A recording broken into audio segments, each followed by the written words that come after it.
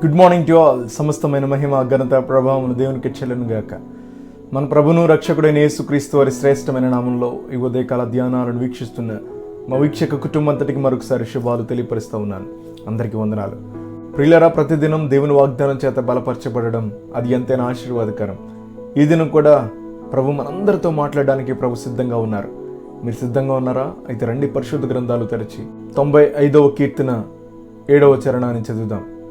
నేడు మీరు ఆయన మాటను అంగీకరించిన ఎడల ఎంత మేలు. దేవుడి మాట చేత మనల్ని బలపరిచి ఈ లోకములో మేలుకరంగా నడిపించునుగాక. ఆమెన్. ప్రియులారా, ఈ మాట ఎంత చక్కని మాట కదా. నేడు మనందరం కూడా ఆయన మాటను విని అంగీకరించి అలాగూ నడిచి వెళ్ళడం, అలాగూ సాగి వెళ్ళడం, అలాగే ఈ లోకంలో బ్రతకడం, జీవించడం అది ఎంతైనా ఆశీర్వాదకరం ప్రియులారా, అది ఎంతైనా మేలు అని ఈ మాట ద్వారా ప్రభు మనతో మాట్లాడుతూ ఉన్నారు. నిజమే ప్రియులారా, ఈ లోకంలో దేవుని మాట వింటే మనము ఎంతగానో ఆశీర్వదించబడతాం. మనుషుల మాట విని మనుషుల మాటకు జడిసి అలాగే మాట్లాడితే వారు ఏమనుకుంటారో అని వారికి అనుకూలంగా మనం మాట్లాడితే ఆ మాట ద్వారా మనకి చాలా నష్టమే ఉంటుంది, కానీ ఆ మాట ద్వారా ఏమాత్రం ప్రయోజనం ఉండదు ప్రియులారా.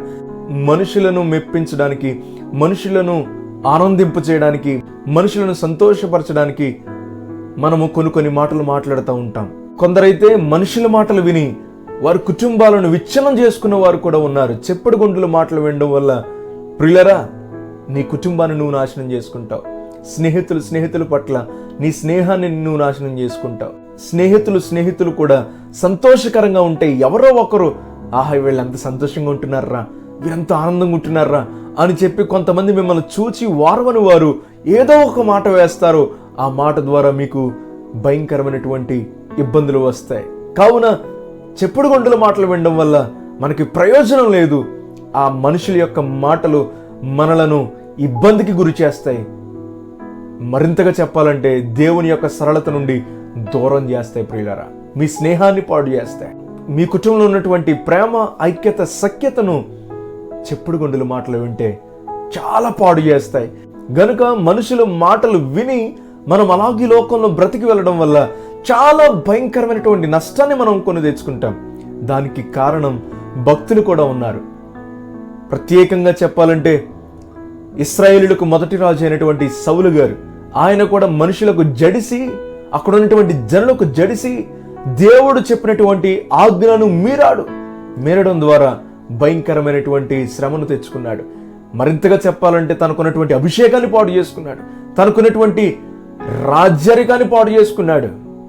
దేవుని యొక్క మాటను వినకపోవడం వలన చాలా భయంకరమైనటువంటి నష్టాన్ని పొందుకున్నాడు. అప్పటి వరకు రాజుగా ఉన్నాడు.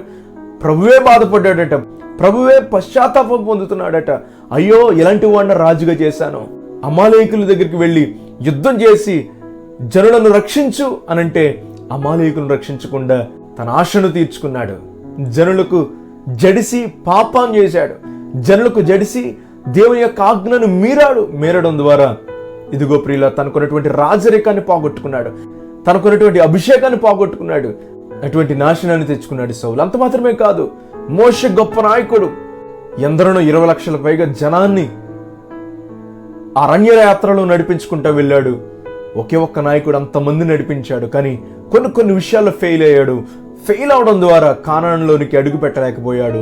నెబో పర్వతం మీద నుంచి చూశాడు, కానీ కానాను దగ్గరికి వెళ్ళి అడుగుపెట్టి దాన్ని చూచి సంతోషించడానికి ప్రభు పర్మిషన్ ఇవ్వలేదు. కారణం మోషే దేవుని యొక్క మాటను వినకుండా, దేవుని యొక్క మాట చొప్పున చేయకుండా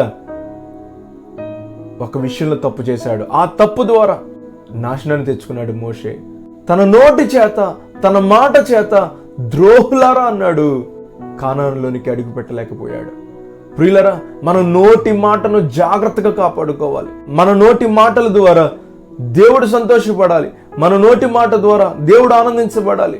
అలాగూ మనం బ్రతకాలి, అలాగూ మనం మాట్లాడాలి. ప్రియులరా, మన నోటి మాట చేత మనం జాగ్రత్తగా ఉండాలి. మనుషులను మెప్పించడానికి, మనుషులను ఆనందింపజేయడానికి, మనుషుల కొరకు మనం మాట్లాడితే మనం మనకున్నటువంటి అభిషేకాన్ని, మనకున్నటువంటి ఆత్మీయతను పోగొట్టుకుంటాం. మనము దేవునితో కలిగి ఉన్న అన్యోన్యమైన సంబంధాన్ని, అన్యోన్యమైన అనుబంధాన్ని పోగొట్టుకుంటాం. గనుక ప్రియులారా, దేవుని మాట చొప్పున జరిగిందాం. దేవుని మాటను విని అలాగూ మనం జరిగిస్తే గొప్ప ఆశీర్వాదం ఉంది. ఆ మాట ఎక్కడ చూస్తామంటే ఇర్మియా గ్రంథం 7వ అధ్యాయము 23వ వచనంలో అంటాడు కదా, మీరు నా ఆజ్ఞలను విని దాని ప్రకారంగా మీరు నడుచుకుంటే నేను మీకు దేవుడనవుతాను, మీరు నాకు జనులై ఉంటారు, మీకు క్షేమము కలుగుతుంది, మీరు వెళ్ళే మార్గాలన్నిటిలో దేవుడు మీకు క్షేమం అనుగ్రహిస్తాడు, దేవుడు మీకు తోడుగా ఉంటాడని ఇర్మియా గ్రంథం 7వ అధ్యాయము 23వ వచనంలో మనం చూస్తాం. ప్రియులారా, గొప్ప వాగ్దానం అది. దేవుని మాట వింటే, దేవుని ఆజ్ఞ ప్రకారంగా మనం నడిస్తే, దేవుని ఆజ్ఞ ప్రకారంగా మనం ఈ లోకంలో జీవిస్తే ఆయన మనకు దేవుడిగా ఉంటాడు, మనం ఆయనకు జనులై ఉంటాం, మనకి క్షేమము కలుగుతుంది, మనకు ఆశీర్వాదం ఉంటుంది, మనకు దీవెన ఉంటుంది. అలాగూ బ్రతుకుదాం, అలాగూ జీవిద్దాం, దేవుని మాట చొప్పున జరిగిద్దాం. దేవుని మాట చొప్పున జరిగించని భక్తులను మనం చూసాం. ప్రియులరా, సౌలు భయంకరమైనటువంటి నాశనాన్ని తెచ్చుకున్నాడు, సౌలు తన అభిషేకాన్ని పోగొట్టుకున్నాడు, సౌలు తన రాజరికాన్ని పోగొట్టుకున్నాడు, మోషే కానాను వెళ్ళలేకపోయాడు. ప్రియులరా, దేవుని మాట చొప్పున జరిగిస్తే ఆయన మనకు దేవుడిగా ఉంటాడు, మనం ఆయనకు జనులుగా ఉంటాం, మనం ఆయనకు పిల్లలుగా ఉంటాం, మనం ఆయనకు వారసులంగా ఉంటాం.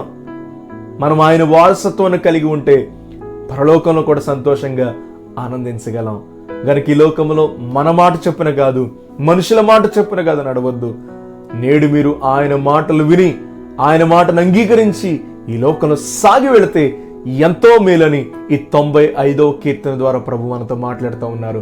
గనక ఈ దినాన చక్కని తీర్మానం తీసుకుందాం.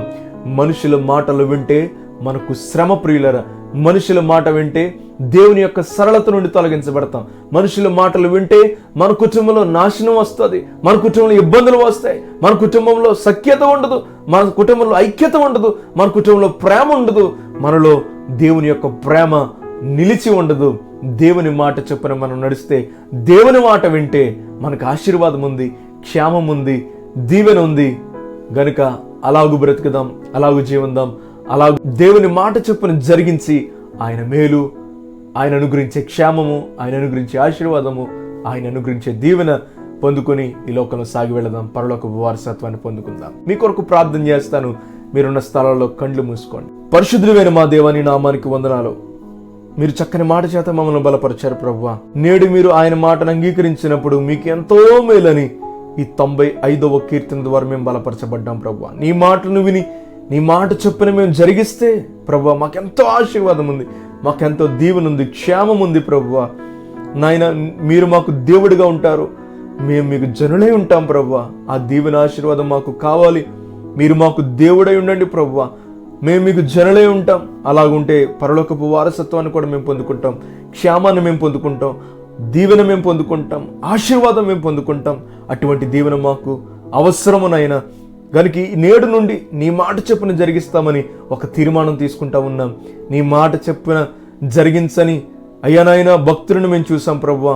సౌలు గారిని మేము చూసాం, మోషేని మేము చూసాం ప్రభువా. నాయన, సౌలు తన రాజరికాన్ని పోగొట్టుకున్నాడు, మోషే కానాను వెళ్ళలేకపోయాడు ప్రభువా.